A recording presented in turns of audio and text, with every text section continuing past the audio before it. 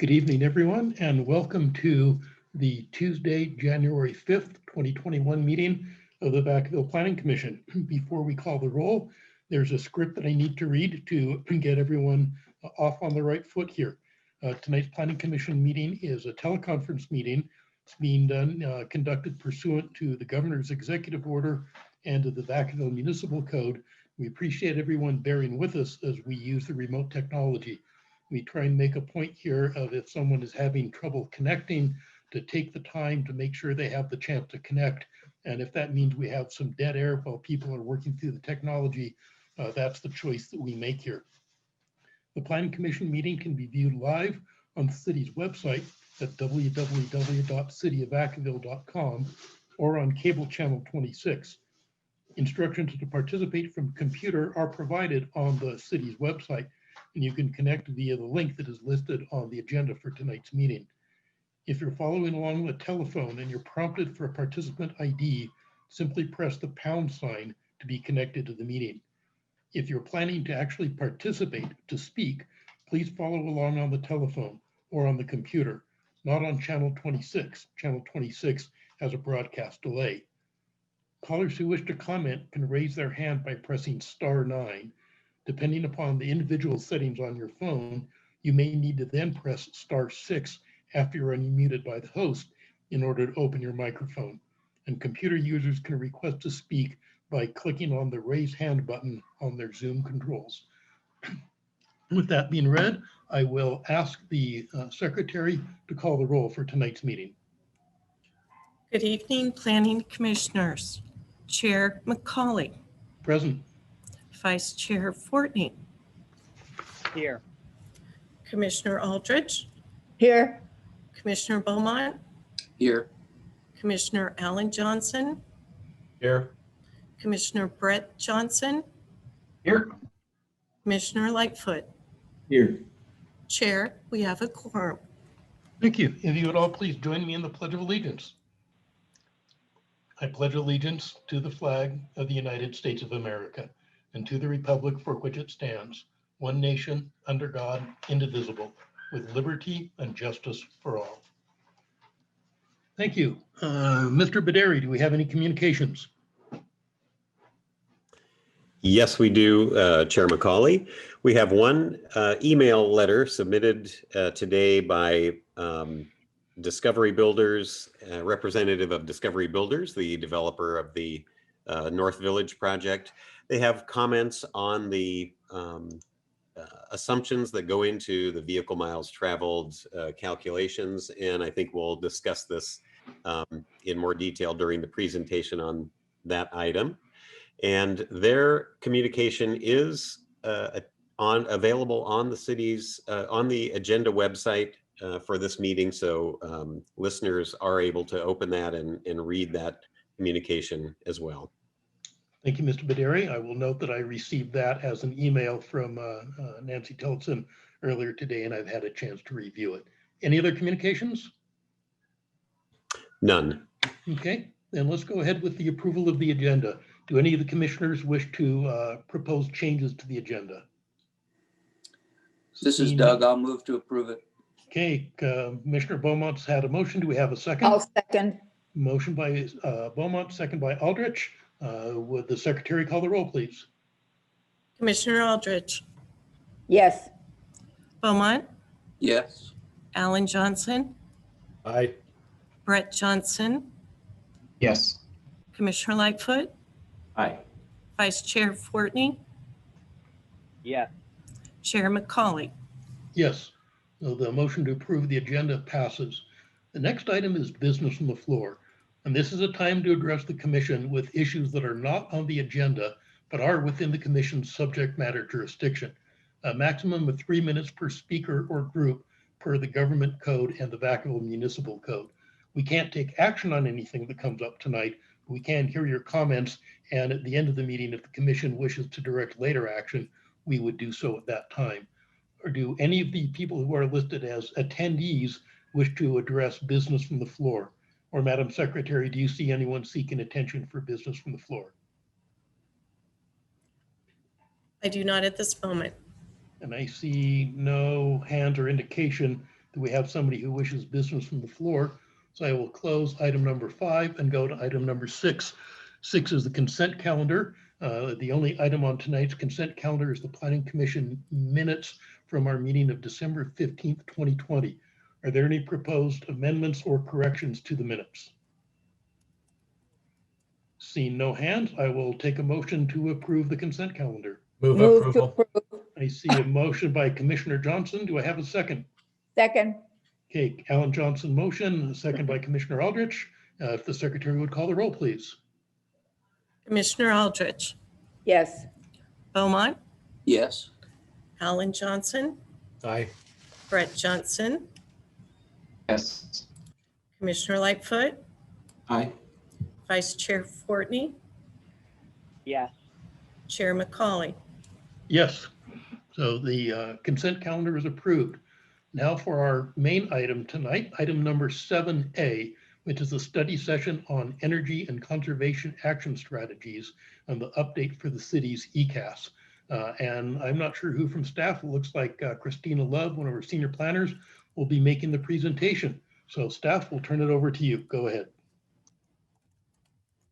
Hello, thank you, Chair. This is Christina Love. Good evening, Commissioners. So I will be introducing the item and I will turn it over to our consultants who have prepared the presentation and a plethora of information for you guys. So tonight we're bringing the study session, which is basically another way of saying a workshop, before you to provide information, some education and background specifically on the Energy and Conservation Action Strategy, or the ECAS. You'll hear ECAS often.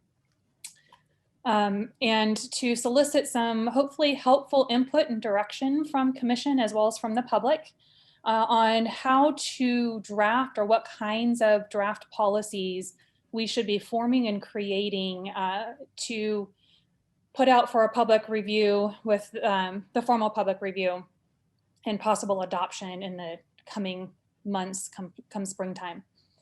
So as a quick background, you'll hear this a few times, but I wanted to really kind of make sure it was understood. So the state, the VMT portion of it comes into play with a little bit of background is the state determined that a main focus of concern in California back in 2011 to 2014 is greenhouse gas emissions. And the largest source of greenhouse gas emissions is motor vehicles. In a state where commuting long distances is a norm, the target became traffic. Through the state's process and research, they determined that the level of service metric, which is what traditionally and for a long time has been used to review traffic impacts, was not actually helping to reduce greenhouse gases because it centered on traffic flow and keeping the vehicles moving. Instead, the state decided that VMT, or vehicle miles traveled, which is centered on reducing the need to be in the car or reducing the distance traveled, was a better metric in evaluating traffic impacts of development on the environment, specifically on greenhouse gases. So this meeting is focused more on education in an effort to try to help you understand the connection between VMT and the ECAS, but more so on the importance of the ECAS and the role that the ECAS has. And we're hoping that through this education and discussion, we'll be able to also get some information from you all as well as the public and some ideas or direction of what kinds of strategies would you like staff to create when we're reviewing and creating these draft strategies. So we have not created, just so it's clear, we have not created draft strategies to be reviewed. We are in the process of trying to come up with those draft strategies, but we're looking for input from the public as to what direction do we want to go really extreme and make sure that we, do everything we can to reduce greenhouse gases, but what does that look like as far as an inverse impact on development? Or do we want to do something in the middle? So our consultants have come up with kind of an explanation as to what this range is and how different ideas and examples of maybe what some other strategy or what other jurisdictions have done. So I do apologize, it is kind of a long presentation, but we felt that this was the best way to provide you with the information as well as some of the reasoning and examples from other jurisdictions that are similar to Vacaville. So with that, I am going to hand it over to, I believe, Rose. It will be doing the presentation, but we also have Brian, both of our consultants. So Rose, if you would take it away. Hi, this is Brian Graddis. I'll actually start. Rose is going to walk through the ECAS portion of this.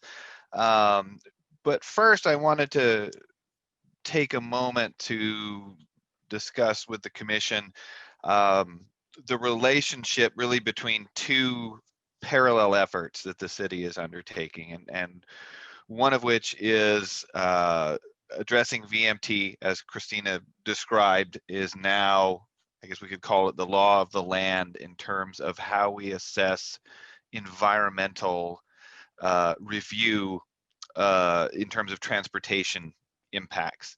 And how that then ties in with the ECAS, which is, of course, a implementation strategy that was adopted by the city in 2015 with its last general plan update, and they're sort of intricately tied together. So I just wanted to walk through that briefly. Can we flip to the first slide there? Thank you. So I'm just going to touch on that, and then we'll go into a little more detail on the ECAS, and then have our discussion, and of course open that for the public comment as well, and then we can wrap it up with the next steps. So if we can go to the next slide, and one more. There, lots of organizational slides. So as Christina mentioned, the driver of VMT was Senate Bill 743, which has this section in it regarding transportation impacts. And just I guess for purposes of clarity, Senate Bill 743 did not mandate that VMT would be the new metric. What it said is level of service cannot be used to evaluate certain kinds of projects. And it also empowered the Governor's Office of Planning and Research to develop a new metric that could be applied to all projects that are reviewed under CEQA, the California Environmental Quality Act. And of course, that is the route that OPR took. They investigated various metrics. They settled on VMT, which is described in this document here, this technical advisory, and actually then wrote VMT into the CEQA guidelines, into guideline section 15064.3. So there's several documents here that kind of come together to tell you that thou shalt use VMT in analyzing transportation impacts, and that's effective July 1st of last year. So we're well into that process now. Can we have the next slide? So local agencies then have to implement that. We came to you on October 20th of last year to announce that process was starting and seeking input on the overall environmental scope of that analysis. And of course, now we're moving through the process of how we want to implement VMT and how that affects the ECAS. On just the VMT piece, the objective is to amend the transportation element to identify VMT as a preferred metric consistent with the state's guidance. LOS is not going to go away. It cannot be used under CEQA to evaluate the impacts of a project, but of course it still has a function in the planning and design of transportation facilities. Emergency access and traffic hazards, whether those be geometric hazards or incompatible traffic types, are still assessed. What you're not supposed to do is kind of backdoor level of service through traffic hazards, but you're still looking at these access issues. Yes. Brian, Chair McCauley here. So when we say level of service can be used in planning but not in CEQA, could that mean that we would end up with one document, such as our general plan, that says to mitigate to a proper level of service, you must expand the roadway, and a CEQA document that says, in order to not add to VMT, you cannot expand the roadway, and therefore have a tension between two separate documents that we have. That is correct. That does create a tension, which one of the things we're doing as part of this review of the transportation element is to try and reduce those conflicts as much as we can. But they do exist, and I'll skip down since you raised it, Chair McCauley. I'll kind of skip down to this last bullet, which is when we assess projects. For example, we don't just assess transport or development projects, right? Houses, retail, employment centers. We also analyze transportation projects, which are designed in many cases, perhaps most cases, to address circulation issues, level of service issues, if you will. We'll have to analyze those under VMT, and that's actually one of the things that we're doing. So it's not always going to be in conflict, but I think you put it well in that there is the potential for tension between those policies, which we're trying to resolve as much as we can through this process. Because I think the cities and counties that do not try and address this now at a policy level are going to face that project by project, and that's what we're trying to avoid. And so just to briefly reiterate the state standards, which is the recommended thresholds that we're continuing with, and there are jurisdictions who have modified these, and we can talk about that, but there are some issues there. So the recommendation we've been going with is what's described by OPR in their guidance, which is a 15% reduction in VMT for residential projects. Excuse me, that says regional average, it should be city average, and a 15% reduction in VMT for employment generating projects. So we're covering kind of the jobs housing balance there with that 15% reduction. Retail is a little different standard. The threshold for retail is basically you're not inducing VMT. And as we just mentioned, you're also analyzing this for transportation projects. And please, obviously we'll have lots of time for questions and discussion, but please, any issue here during the slides, I'm happy to address as we go through them. So in implementing those thresholds, you have some screening tools, which we are trying to really rely on. And one of them is identifying through GIS mapping, basically the areas of your community that meet those thresholds now and which ones don't. So that you basically can screen out projects that are not going to have a potential impact on VMT. And that's based on those standards we just had. If you have a parcel that the model shows is 15% better than average in terms of residential VMT, or 15% better in employment-based VMT, then you carry on. There are other exemptions, if you will, if you're located within a half a mile of a major transit stop. Major transit stop, that doesn't mean high-speed rail. That can be even a bus stop that has sufficient headway. Smaller projects, 110 trips per day. That's a fairly small project. Could be a lot split or small commercial project. Yeah. Headway, I believe, means frequency of service. Yes, sorry for the jargon. Headway is how often how often a bus or a train comes to that stop, which I guess the old joke is you wait 15 minutes and then you get two at once. But headway is how state guidelines define what a major transit stop is. As you go through, if you just make sure any term like that's not very common, you define the first time you use it. Yes, happy to. Thank you. And then affordable housing projects are also exempted under the state guidance, and affordable basically means 100% of the project is restricted to low or very low income households. So, and any project that sort of meets those criteria would be presumed to be less than significant and would not trigger further CEQA review for that impact. We can go to the next slide.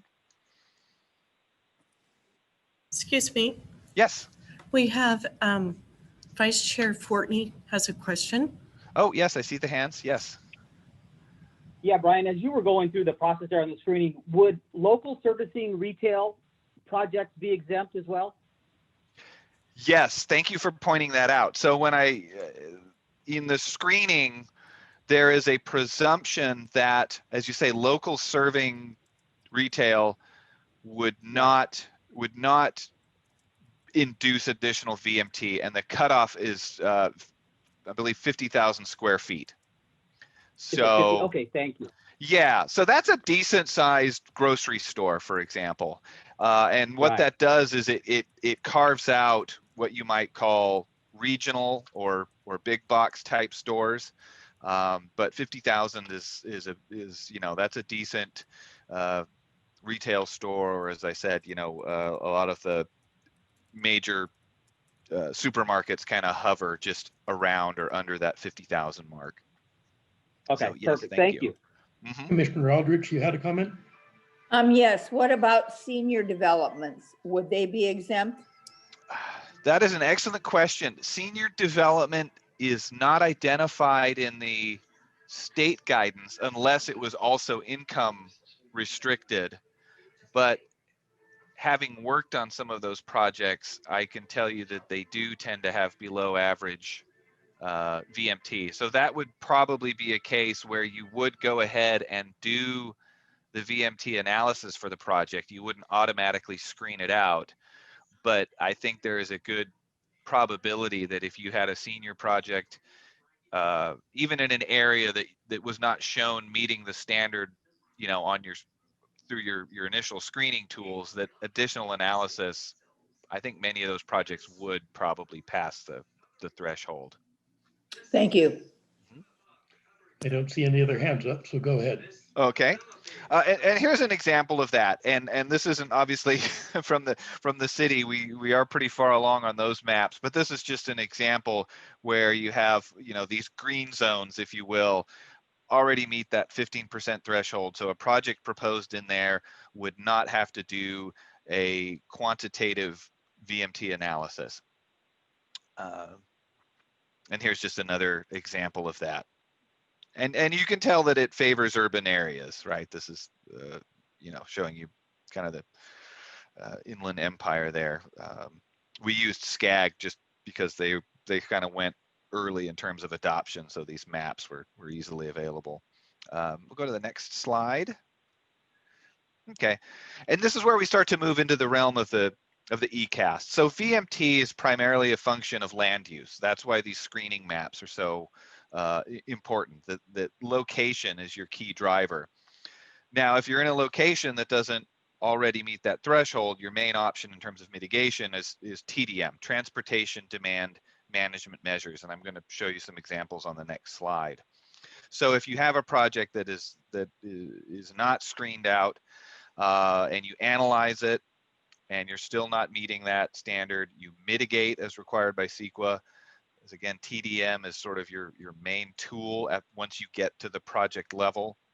And if you still can't meet the threshold, then you have, of course, a significant and unavoidable impact under CEQA, which A, can drive you into preparation of an EIR, and B, if the city moves to approve that project, then you would have to adopt a statement of overriding consideration. Brian, I'm going to interrupt you for a second. I see one of our attendees has a hand raised, but because this is a Planning Commission study session, we'll get to the public at a later time. But right now, it's just comments from the commissioners. So just so our attendees know, you'll have an opportunity later, but not yet. Okay, go ahead, Brian. Excellent. Thank you. So as part of this process, and that was, one of the things we brought in October when we began the scoping process for this update is to prepare a supplement to the general plan EIR that addresses VMT and addresses greenhouse gas emissions, so that we can streamline that process for projects that are consistent with the general plan, but cannot meet the VMT thresholds even with mitigation. So it basically, it prevents you from doing individual EIRs for every project that is otherwise consistent and may have no other impacts. That there are streamlining tools within the CEQA guidelines that would allow you to sort of take the procedural burden off of those projects, if you will. Let's go to the next slide, and this is the last one of me, other than questions, and then we go into the ECAS. But these are some examples of transportation demand measures, things like improving access to transit, you know, improving really your non-automobile network, bicycle and pedestrian connections, transit connections, traffic calming, things that encourage people to either get out of their cars or combine trips or to share trips, moving to transit, to telecommute, which obviously we've become very familiar with in the last year, and to basically, you know, reduce the mileage that we're creating out there, the VMT. And so, of course, you know, the connection with GHG, as Christina mentioned, is VMT is the miles we travel is a key driver of not only air quality, but GHG emissions, which is a primary source of GHG emissions in the state of California. So reducing those is a pivotal part of meeting the state's climate goals, their GHG reduction goals, which then filter down to the local level, which takes us to the ECAS, because the VMT is a key driver of that. The ECAS was designed back in 2015 when it was adopted. It was looking at the 2020 targets, which we have now passed 2020, and we're looking ahead to the 2030 targets. So it's the appropriate time to be updating that document, particularly since we're taking a closer look at VMT now than was, you know, necessary even in 2015. So with that, I'll stop for questions, but then I'm going to let Rose kind of carry this into the ECAS portion. Any other commissioners have questions for our presenter at this time? I Brian, this see is Vice Doug. Chair, go ahead. I see Vice Chair Fortney has his hand up, and then Commissioner Beaumont, you'll be next. Hey, so Brian, you talked about the screening process, you know, in certain areas. What if the project is outside of that screening area? I know there was conversations, and I've heard cities looking at the EIR, you know, tiering and putting and the investment up front in a planned area to analyze the VMT. Yeah, that's a good question. So we're using the city travel demand model, and we're looking at the city's planning area. So any parcel that is being considered for development should be within that. Now, if we're talking about an annexation, for example, that would require an individual analysis, because it would be outside of the area that we've looked at, and it would presumably be sort of outside of the general plan as well. So we couldn't make that finding of consistency if we were adding a new area. Okay, so all areas will be covered for a future development standpoint? Yes. Okay, perfect. Thank you. Commissioner Beaumont, go ahead. Hey, Brian, I know a lot of time and expertise has been put into this project, and it's a state requirement. And just for my benefit, what would like a 15% reduction in Vacaville's GHG compare to the tens of thousands of vehicles that go through Vacaville on the freeway, both 80 and 505? It just seems to me like it's a very small percentage. That's a good question. So we are we're looking at trips that start and end in the city, and the other communities that start and end trips that are on the freeways that are going through should be looking at it there. So, I mean, you might say it's almost kind of an honor system then, right? That the other jurisdictions should be doing this, because, yeah, you can't take responsibility for trips that are just pass through. So it's looking at particularly jobs and housing trips that start or end in your community that you're trying to grapple with. I mean, in terms of what the numbers are, you know, I couldn't say, but you know, the objective statewide was this calculation that 15% will get us there, compared to city averages or regional averages. So I don't know if that's, I guess that's sort of a half answer. I can't tell you what the percentages look like of your pass-throughs at this point. But you are correct in that that is a source of GHG, and that should be addressed by the surrounding jurisdictions, whether they're headed to the Bay Area or just, you know, to Dixon or, you know, somewhere closer. I mean, I was just looking at the macro whole project and from the 35,000 foot level, and it's like, you know, finding a flea on an elephant and you're letting the elephant go through you. And it just doesn't seem like the whole effort is really going to pay off that much compared to what we let go through the city every day. Brian, is there a statewide model that looks at intercity and interregional travel and tries to deal with some of those things? There is a state, and this is kind of starting to get into the more transportation engineering bit, but there is a state transportation model that we have used in some areas, but it's how do I say it? It's really not detailed enough for this purpose. So anywhere that you have a regional model, you know, such as ABAG, for example, or if you have a city travel demand model, which is what we're using for this effort, you're much better off. There is a statewide model. It's not as nuanced as what we are using. The other piece that I wanted to add that I think gets to kind of the last comment, and Rose is going to address this, is there is a wide variety of state measures that are being implemented that reduce GHG. So you might say that there's kind of this, you know, this last mile, right? When you talk about transportation projects and getting from your origin to that last mile to your destination, which kind of comes down to local VMT and local land use choices. But there is a big chunk that the state is supposed to be taking the lead on, and Rose actually has a graph that kind of shows you that. So that is a piece that is being addressed, but certainly this last kind of piece of bridging the gap is being moved to the local decision-making level. Commissioner Beaumont, did you get your question answered at this point? Oh, not really, but that's fine. I kind of assumed that it was, you know, we're doing the city thing and what happens off the freeway is something completely different, but it affects everything as far as I'm concerned.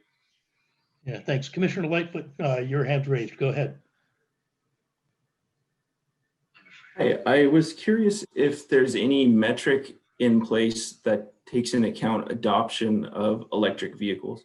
As more electric vehicles get implemented or taken on, is there a metric that would reduce VMT or GHG as adoption takes effect?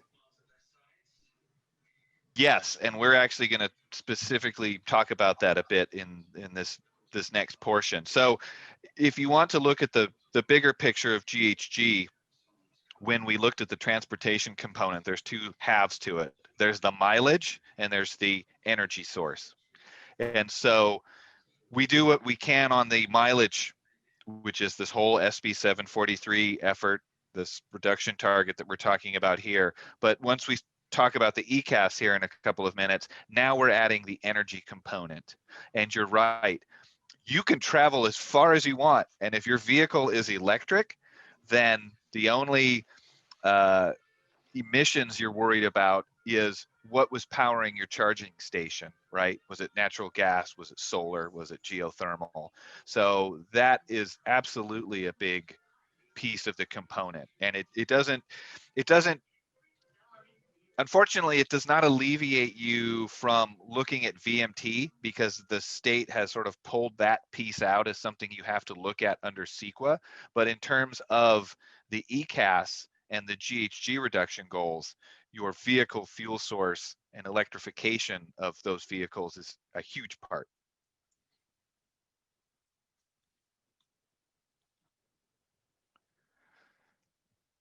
So I think, Chair Macaulay, this is probably a good point for me to turn it over to Rose, who's going to delve into those details more efficiently than me. Go right ahead. Thanks, Brian, and thank you for having us. A point I want to make while I'm on the slide is that, yeah, GHG and VMT are different. Brian was really hinting at that, and the state laws are different. So while it's a 15% reduction on the VMT side, in 2030, the state is requiring a 40% reduction in greenhouse gases. This is a statewide reduction, and they're going to help, kind of, which I will get into, but it is a 40% reduction. But now we're talking about a lot more things than GHG. Next slide, please. So like Brian said, so you can see that there's four big sources of natural gases, and transportation is one of them. The pie chart is your projected emissions in 2035. This is with the state's help. And so you'll see that 69% of your emissions in 2035 are coming from transportation. So that comes from two main sources, VMT and fuel type. And we just talked about VMT, and then fuel type is obviously going to electric. And so actually in this year, this is actually 2019 data. Transportation used to be a higher percentage of your emissions, but because the state is both mandating cleaner fuels, and there's a bigger push for just more efficient cars as older cars get off the road and more people buy more efficient electric cars, you're getting cleaner fuels naturally. So we're seeing that come down a little bit, not to the extent that we need to see it, but it is there. So that's your biggest chunk. The other thing I'll say about those reductions is a VMT reduction is much more effective for those parts of your community that are urban, because if you let's say you add a bike share to reduce VMT, it's much more effective on a person that lives in an apartment or a condo near a grocery store, like my husband do, whereas changing your fuel type is much more effective for someone who can't easily switch out trips from their car, like my mom can't, getting her, and she has an electric car, very proud of. Into an electric car for those trips is more effective on the greenhouse gas side. So it really is those two pieces. Then you have your next biggest chunk. So you can see the orange and the gray, that those are both energy, just residential and commercial. Those are coming from electricity and natural gas. The state helps on the electricity side by telling PG&E they need to be cleaner. So this is also reflecting that reduction. The state also is mandating that every building, in every residential building being built now, must be net zero. So they must offset their annual electricity demands, mostly through solar. On an annualized basis, commercial buildings will have that requirement in 2030. We also see some emissions from solid waste and wastewater, but you'll see we're really going to talk about energy. We're going to talk about transportation, because that's really the bulk of your emissions. That's true for every community. These aren't shocking charts. Next slide. So this is the chart that Brian was talking about. So the black line is the state goal. So you'll see this is the 2020 emissions. These are the previous goal was to hit 1990 emissions by 2020. And most people did that. Most communities did that, I believe. The data we're finding is that your community did that. The annualized rate of demand between here in 2030 is much steeper. The state mandate is a lot harder to meet year over year. So you'll see the allowable community emissions in 2030 is 500. It's almost, well, it's 40%. So it's almost half your community allowance. And then the other thing you'll see is this blue line, and that's what the state's naturally doing.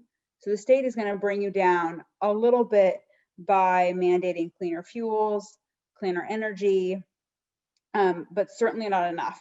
But you're only responsible for the distance between the state reductions and the community allowance. So that's what we're focusing on. And when you see, I think it's important to understand what the state's doing, such as mandating those new buildings, so that we're not, when you're deciding what policies to go after, they're really effective and they're not doubling up on the state. And you're also understanding what the state's already putting on local homeowners, drivers, developers through those reductions. Next slide, please. So these are we did 2019 because 2019 actually had GHG emissions and was a better year for data. You can see those emissions, and then the 2035, this is an ABU calculation. So this, again, with the state's help, you can see those emissions naturally going down. But currently, transportation emissions are in 2035 are higher than the community allowance and the GHG reduction target. So we have to bring everything down, but you can kind of see that natural reduction coming from the state. Next slide.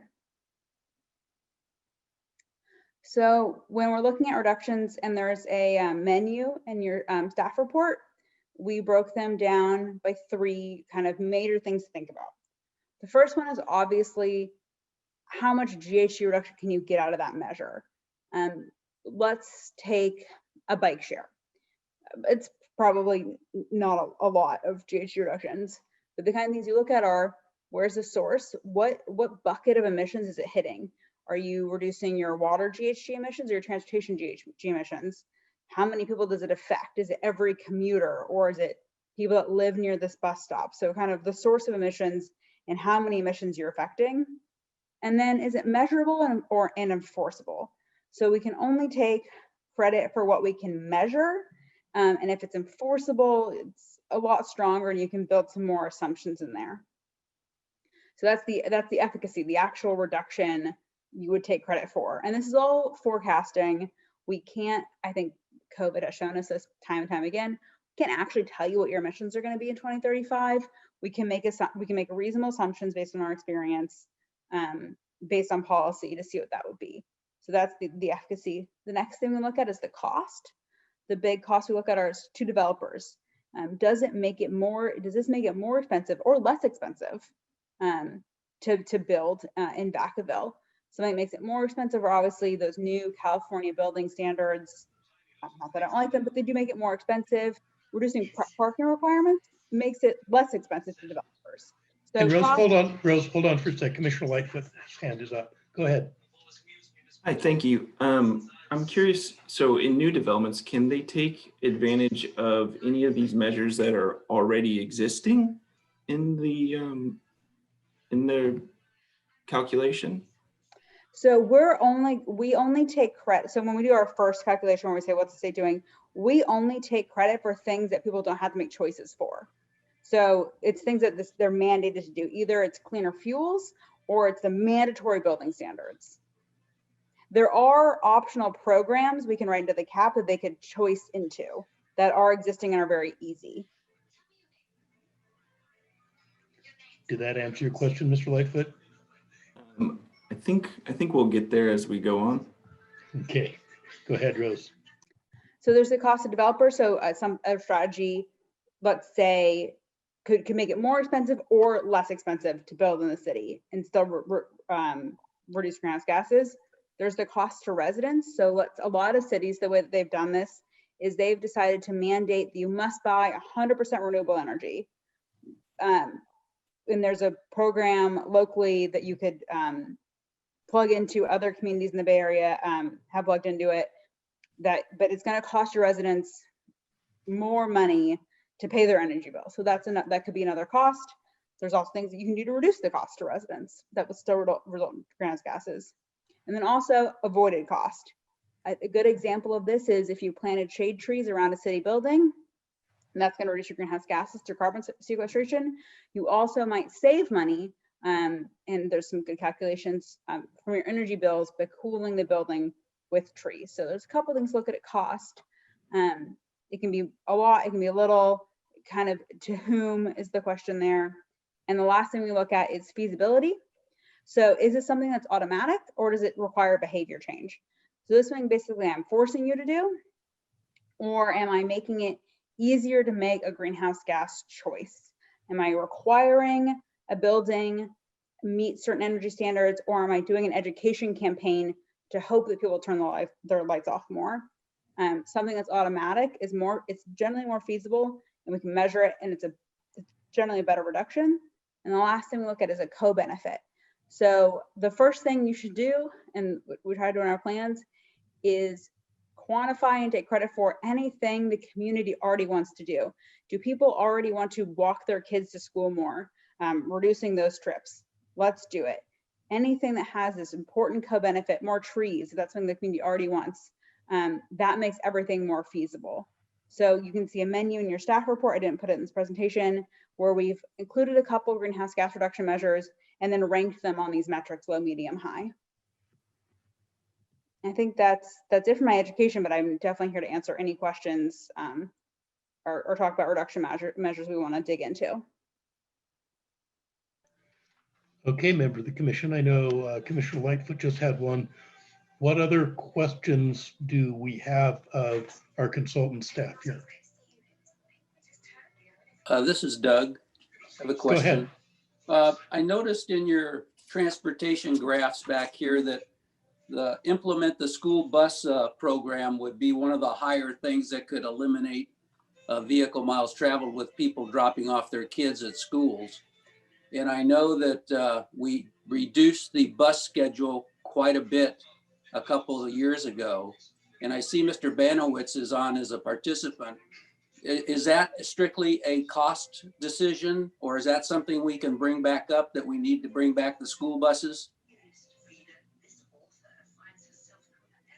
So from a reduction standpoint, it's, and the calculator is a little bit misleading. It's the reduction of those emissions. So it's the reduction of the school emissions. And it's still a fairly large source. The other thing I've seen is electrification of school buses to get that done, a little bit of both and. But it really is, the best strategies are the ones that help your community get where it was. You shouldn't do anything purely for, and this is where for a climate consultant say, but there's nothing worth doing purely for climate change. It should always be with the flavor of what your community wants and what your community needs. So if the community would like having school buses and actually use them, then yes, that's a great strategy. If that's something that no one's interested in and would actually provide benefit, then no, it's not a good strategy for your community, whether or not if it's efficacious in a white paper. Rose, this is Chair McCauley. I know in some of the more urban areas, they put substantial restrictions on parking, either how much it costs or required it be eliminated or not provided. And I know in an urban area that has a big impact. How much of an impact does it have in a more suburban community like ours that has so much parking and that doesn't have the sort of transit density that gives you other options? Of places dealt with parking that are suburban like Vacaville and had success on it? Like I said, I know it's had an impact in the urban area. What about the suburban ones? So there's a direct calculation that helps you out there. I think it's like urban areas, and there's a definition of urban area and suburban I have to look up for you about density. But it's less, obviously. In a suburban area, I believe it's 70% effective in an urban area and 30% in a suburban. You do, for these VMT reductions, really need to focus them in areas where reducing parking. So I live in a building with unbundled parking. So me and my husband pay for the number of parking spots we actually use, not based on how many rooms in our apartment, which we quite frankly very appreciate. But we live in a community and in a neighborhood where there's a bus stop outside our building, and not having that parking space encourages us to, like, there's other options. So it's much more effective in mixed use.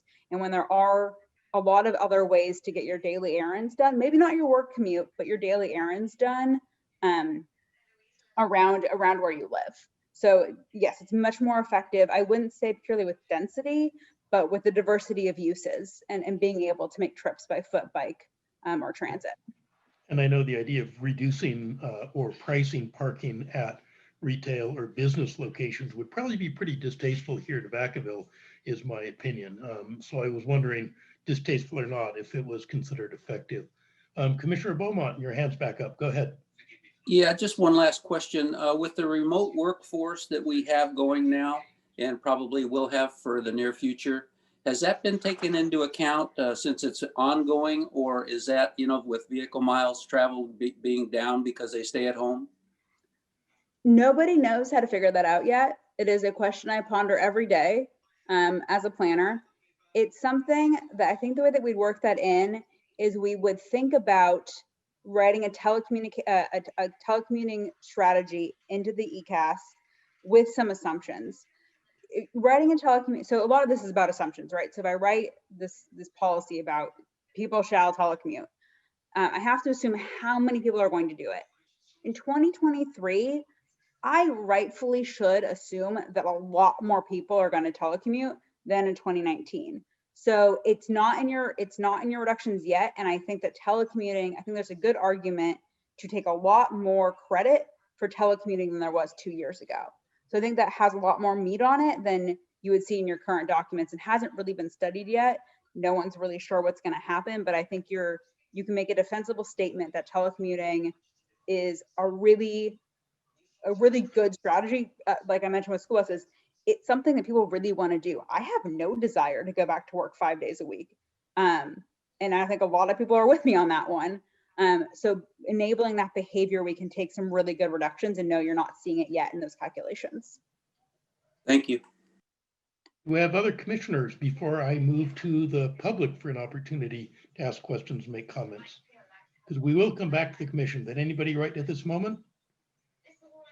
I don't see anybody's hand raised, so I'm going to go ahead and go to the public. The only hand that I see is Roberto Valdez.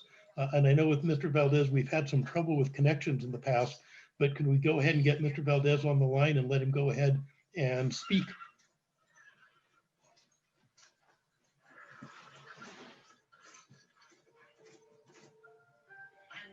I don't see Mr. Valdez on the line suddenly, but I do see Mr. Banowitz. So Mr. Banowitz, go ahead.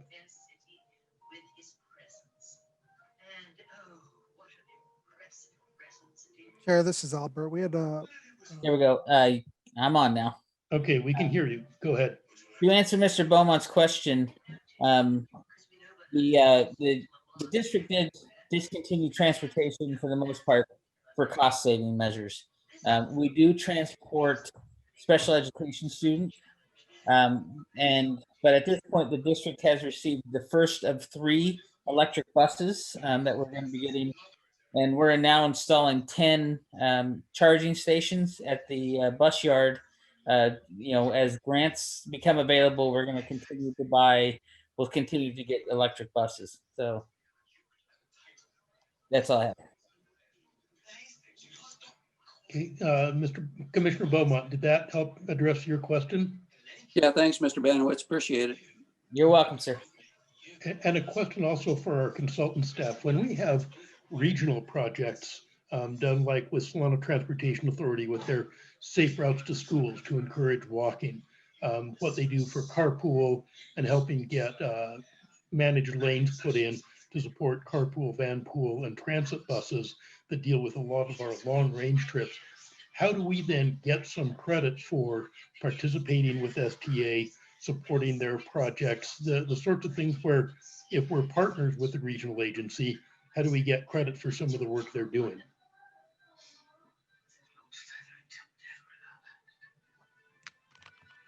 I mean, it's a little, I mean, I would prefer if a transportation engineer was here, but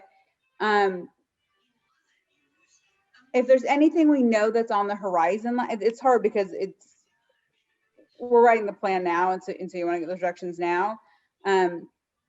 Basically, we would interview regional agencies and say, what are you doing? And make some assumptions and take credit for them.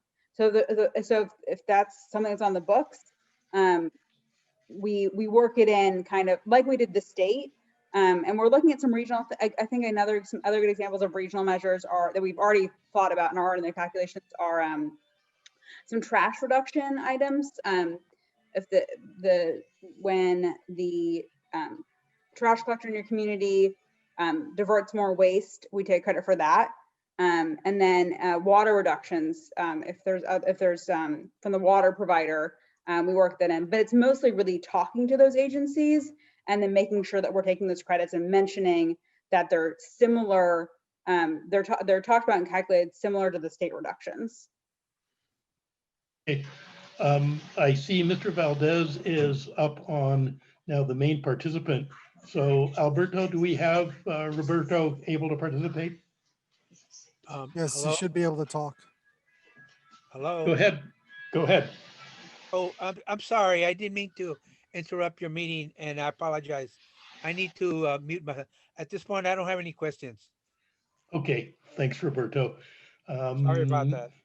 It's okay. And I don't see any of the other members of the public raising their hand. I'm not going to close that off yet because I want to see if there's other comments from the commissioners to help give our consultants some ideas on the direction that they should go as they prepare things. Because some of the things in the transportation land use element, these conservation strategies, the decisions we're helping inform tonight that we make over the next year will be things that commissioners are dealing with 2 and 5 and 10 years from now.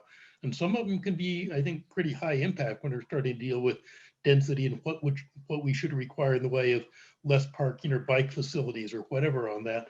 I see Commissioner Beaumont's hand is up again. So go ahead, Doug.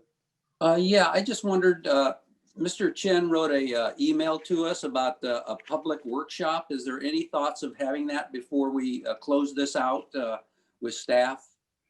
And I'll ask Public Works staff to address that a little bit since they're the ones who run the model that we have. So whether it's Gwen or any of the other Public Works staff, do you want to talk about modeling and how we would work with the development community on that?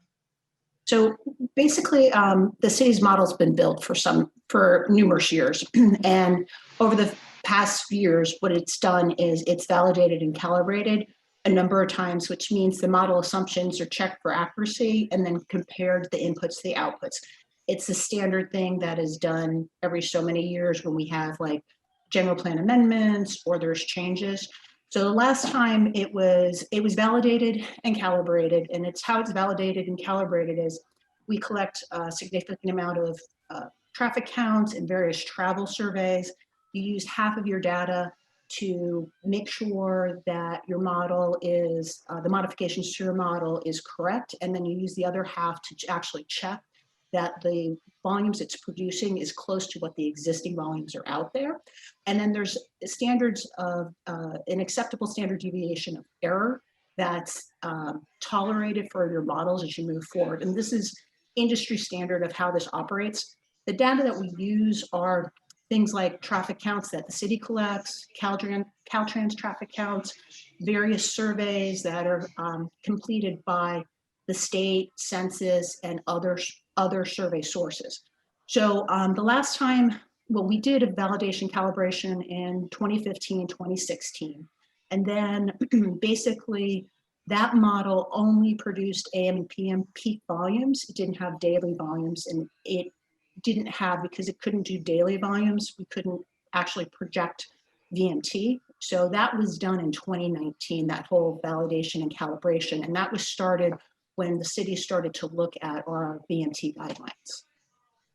So it's a very highly technical and specialized field that we basically use the data that's collected to be able to both build the model and then make sure the model is actually producing the information correctly.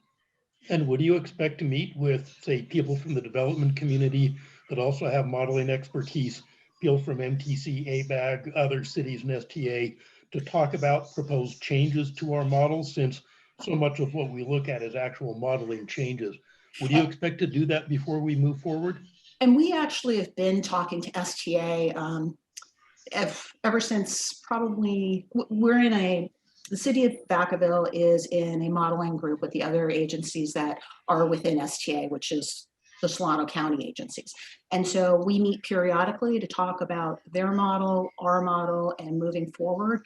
We have talked to STA in the modeling group about what we are doing moving forward with our model, and other agencies have also shared what they're doing. And that's an ongoing process. And have you met with members of the development community? And then with members of the development community, it depends upon whether or not they have an interest. When they have questions, we do. Actually, we are meeting with Doug. We've met with Doug a couple of times, and we're actually meeting with him with the transportation consultant who did this latest update for VMT. We have a meeting scheduled with Doug next week to go over his specific questions and concerns.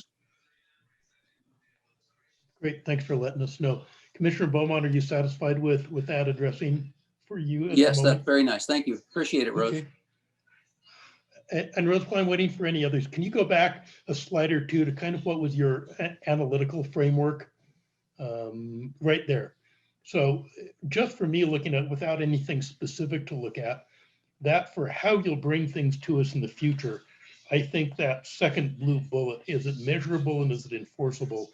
Man, if you bring individual things to us, that's going to be very important for us to look at. Is this something we take credit for because the model says, but realistically it's just because the model says, or it's something we can actually measure and we can enforce? So as you bring things to us, I'd say make it very clear to us. Is this a modeling assumption, or is this something we believe we can accurately and directly measure and then enforce the implementation of something that reduces that, right?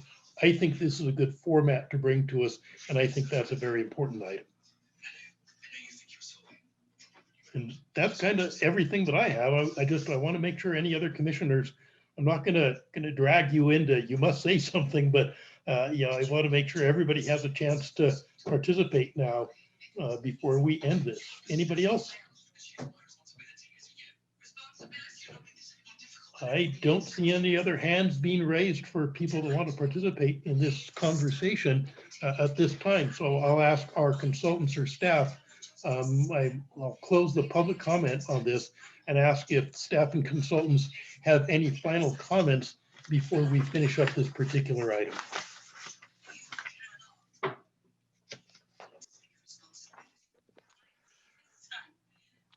Well, this is Brian. I don't have, I think this has been an excellent conversation. I appreciate all the questions and feedback. I don't have any particular follow-up. I'll ask Rose if there are any kind of additional questions or strategies that she's looking for feedback on before we kind of throw this back to the city staff to wrap up.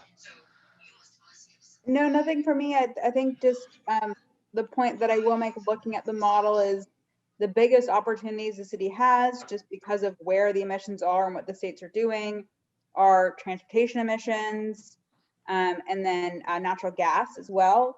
But again, the most important thing is that this is customizable, that it really fits your city to that measurable and enforceable standpoint. I think the third thing is something which I agree with. You should be able to measure. I will make sure you can measure everything and know if it's working in 10 years. But the other thing is, if the community wants to do it, having community buy-in and having this work for you, both makes this a better plan, in that it's not the climate versus development or versus people's dreams. It really does work together. So if there are things that you know the community really wants to do that you think also have a greenhouse gas reduction, please let us know, because that's where we want to focus our effort, is in helping people live their best 2030 while meeting the climate goals. And I appreciate that. I think part of what will be important is seeing that other communities are taking action, and especially communities like, City of San Francisco, that at least in my opinion, has been so irresponsible in the past of taking in huge number of jobs while all but refusing to build housing. You know, they're a lot of the reason we have problems like this. Yeah, they're an economic engine, but they've also been, with their housing and jobs policy, a real problem. And I want to see in the future that they're stepping up to the plate and not just relying on the more suburban communities to actually carry the burden. So that's kind of my final view and comment. I'm sure somebody from San Francisco will be unhappy, but that's their problem to deal with. Fred, anything before we go on? From a staff point of view? From the staff point of view, I want to just thank the commission for great comments. This is very helpful to the project team. I did want to let the commission know that the project team will make a similar presentation to the city council. It's planned for January 26th. So there is time for anyone interested to provide comments to the project team so that we have ideas. And as Rose has just mentioned, if there are measures for greenhouse gas reduction that do have particular interest in the community, it is a fantastic thing for us to be made aware of. There is also the ability for people to contact the project team by going to the city's website, the Community Development Department, and there is a link or a contact point there where you can get in touch with project team members and or I believe send comments to them directly there. So with those closing remarks, unless the other city staff have anything else to add, I think that would do it for this item. And since I don't see any other hands from staff up, let's move over to our next item, which is number 8, which is the director's report. And I guess we keep with you, Mr. Baderi, go ahead. Okay, very good. Well, so items to report on for the Planning Commission, nothing related to city council actions since your last meeting. And as I mentioned, there are some items coming up for the city council later in the month. The city council's first meeting this month is next week on January 12th. There are no planning items on the agenda for that meeting. However, for the council meeting on January 26th, we have 3 potential items that will involve the projects that either the commission has acted upon or will be asked to act on in the future. The first is a potential public hearing on an appeal of the Planning Commission's approval of the Harbison Townhomes project. You approved this project in December. There has been an appeal to that approval filed with the city clerk's office, and the staff is currently going through the appeal information. It's quite a long list of items that the appellants have mentioned in their appeal letter that they don't believe it was a correct decision. So we have tentatively scheduled the hearing before the city council to decide that appeal for January 26th. Public notices, formal public notices will be provided for that hearing. So at this point, as I say, it's tentatively been scheduled for that. We are working on the reports, and once we're sure it's a go-ahead, we'll be making sure to get that public notice out there. 2 other items coming up that we anticipate coming to the city council in January. One would be initiating a request to initiate a residential overlay zone district action for a property on Butcher Road. Sort of, if you can think of where the Crossroads Church is, so sort of near the sharp curve where Butcher Road becomes kind of a frontage road adjacent to Interstate 80. There is a small parcel there that has been variously approved for different commercial or office uses. An interested party is interested in considering a townhome development on that site and must ask the city council to initiate the beginning of a zone change request that they would apply for if the council gives the go-ahead. Then, and this one is called the Village Residential Overlay Project. And then, as I mentioned before, the VMT and ECAS workshop that you heard tonight will be given to the city council also at their January 26th meeting. Now, moving from that to tentative schedule of future planning commission items at your next meeting, which is January 19. We do have 2 items lined up for the agenda. One is a review of some of the materials being drafted for the downtown specific plan. And in particular, this will focus on permitted and conditional uses that would be allowed in the downtown zonings, and a review of an ongoing project that is looking at the Brown and Markham Street neighborhoods, and specifically a public improvement strategy or strategic planning effort for that neighborhood, taking a look at recreational needs and potential improvements in the neighborhood, as well as other potential community action items related to neighborhood planning. So this will be just an informational report asking the Planning Commission to take a look at the idea and the concept of doing a neighborhood strategic plan for a particular part of the community, and presenting to you how that might take shape, and seeking your comments on how that might play out, and items that we could include in there. The let's see, and I think that would do it. Oh, I will say, lining up for your meeting in February, which is February 19, we have 2 potential apartment projects, one on Allison Drive, very close to the Harbison Townhomes project, and another on Peabody Road, if you're familiar with the old Ford dealership site at Peabody and Cliffside.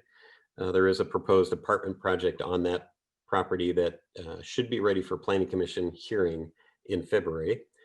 We will also expect to bring to you a review of the annual status of the general plan and housing element report. This is a state required report where we must advise the state each year on our progress in implementing the actions in the general plan. And this goes before the Planning Commission for a look before it goes on to the City Council for their final approval, and our submission to the state by April 1st. And then finally, we are hoping to bring to you in February a review of the